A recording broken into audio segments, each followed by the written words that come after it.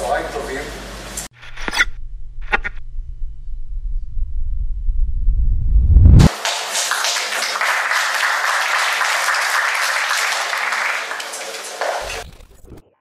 אני שמח מאוד לדבר כאן.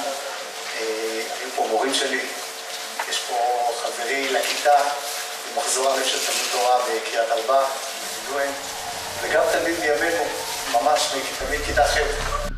איך הרגשת כששמעת על פטירתו של שחף קרייף? Early Saturday morning, Hamas rockets streaking overhead as people celebrated and danced. אבל הרבה הלם, הרבה, זה היה לי מאוד מאוד קשה. אני לא חושב שיש מישהו אחר שלא. הרבה הלם, הרבה זעזוע, הרבה כאב, וכמו שאמרתי, גם הרבה כעס. Suddenly, panic spreading as Hamas gunmen close in. Festival goers seen in videos circulating online, running for their lives, desperately fleeing for safety.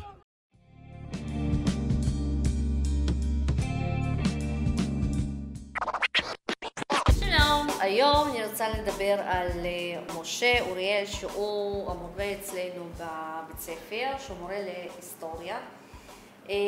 כעיקרון אני מכירה אותו רק שנה שנייה, כי שנה שעברה הוא הצטרף לצוות ולימד את המשרה המלאה, והשנה בגלל המלחמה בעצם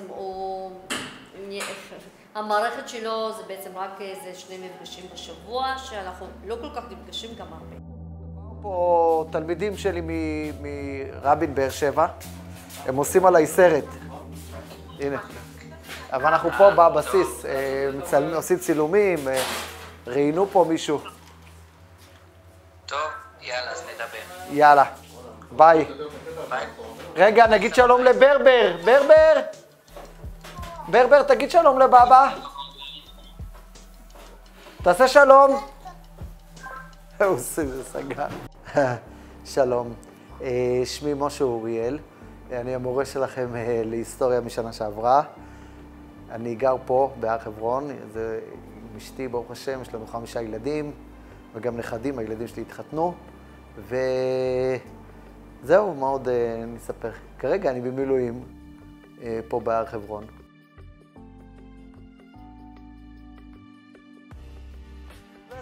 הנה. רגע, כן. בוא נעשה כאן. Yeah, when they finish them games. תראו, אני אחד שיש לי סדר יום. הייתי קם מוקדם, הולך לישון מוקדם, פתאום לקום באמצע הלילה. עכשיו אני מתעורר, נגיד הלילה לא שמרתי. עשיתי פעילות לפני הלילה, בתחילת הלילה הלכתי לישון, אבל אני מתעורר ב4 בבוקר כל לילה, כי יש שמירה ב4, אז אני מפחד שיש לי שמירה ואני לא קם. זה קרה לי פעם אחת. אז אני לא ישן טוב, אני כל פעם בודק, וואי, מה קורה, מה השעה, צריך לקום, לא צריך לקום. וחוץ מזה, אני כל הזמן בכוננות, הפלאפון כל הזמן לידינו, כי גם כשאני לא חייל, אז אני בכוננות שאם התקיפו את אלה שעכשיו שומרים, אנחנו צריכים לבוא לעזור להם.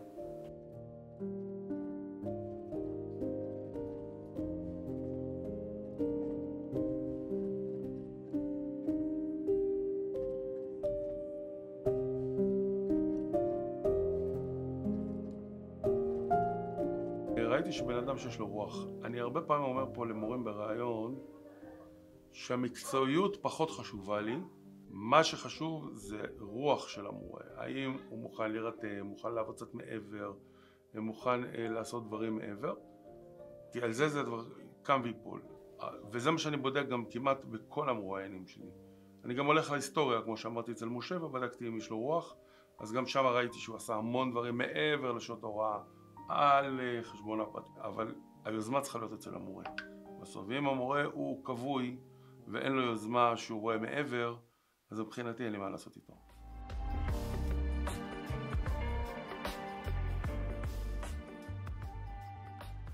אז שלום, פה זה המחלקה. כאן נמצאים החיילים שהם לא גרים ביישוב. כאן אנחנו מתאספים, אוכלים ועושים כל מיני תרגילים.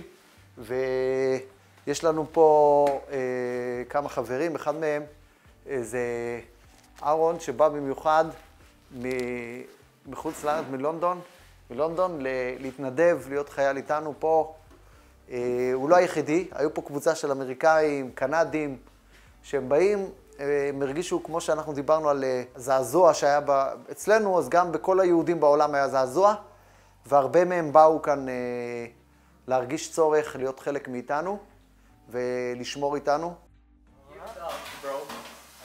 אז הוא חזר עכשיו, באיזה משימה חזרת? גבריאל.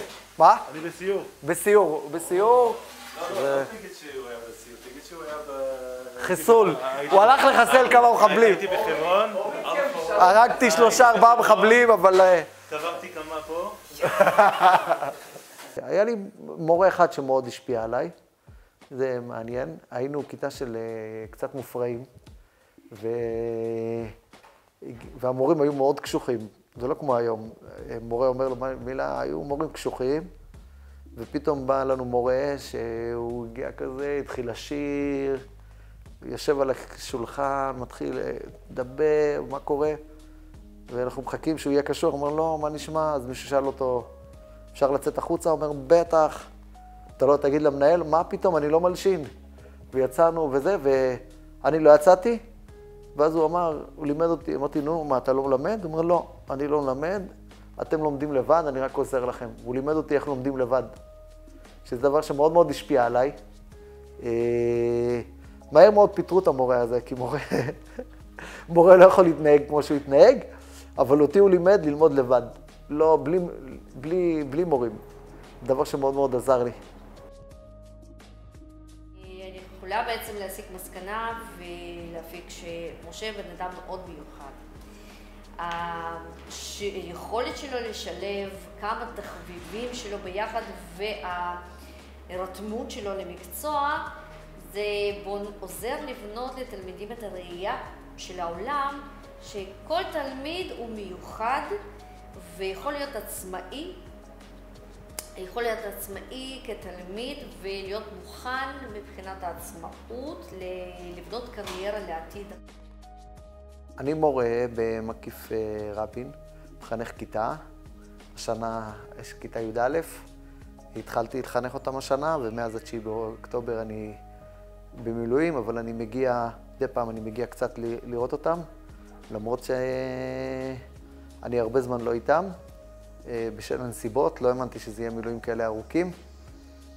אני בעיקרון סיימתי מילואים בגיל 40, הייתי בטנקים, בשריון, וכשפרצה המלחמה, אז התנדבתי לחזור לשירות צבאי, כי יש מחסור בחיילים. אז איך הרגשתי על כל מה שקרה קודם כל, אני אגיד את האמת, ביום הראשון לא הבנתי מה קורה.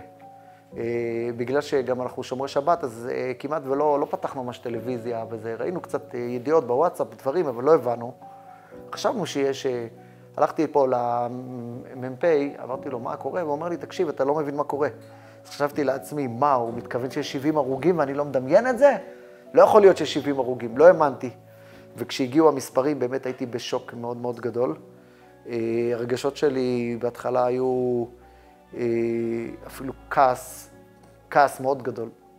זעם, כאילו, בתור אדם שהשקיע הרבה מאוד מהשנים שלו, אני הייתי בעזה, חייל, לפני שמסרו את עזה לערבים.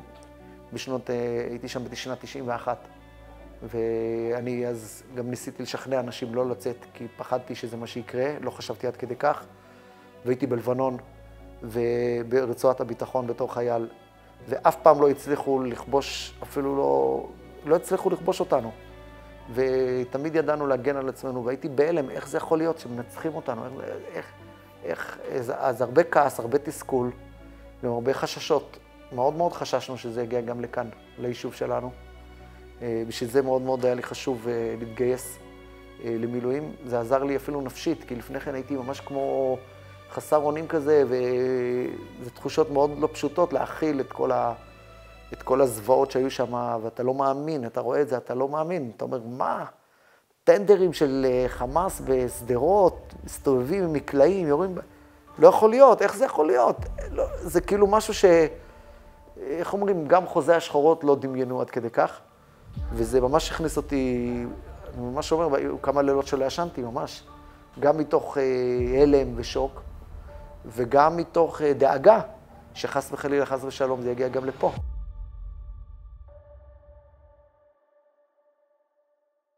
צ'יק. קפוץ!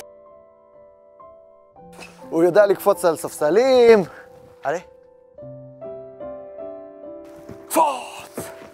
ואיתו אני יוצא, והוא ממש כלב מאוד מאוד חברותי.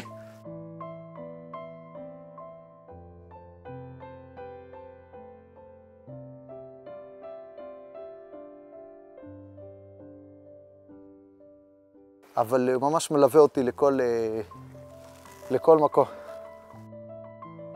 בן אדם מאוד אנושי, עם הרבה מגע עם התלמידים, הרבה מאוד מכיל, מתחשב, יודע להעמיד גם גבולות, מאוד גמיש, טולרנטי, אנושי מאוד.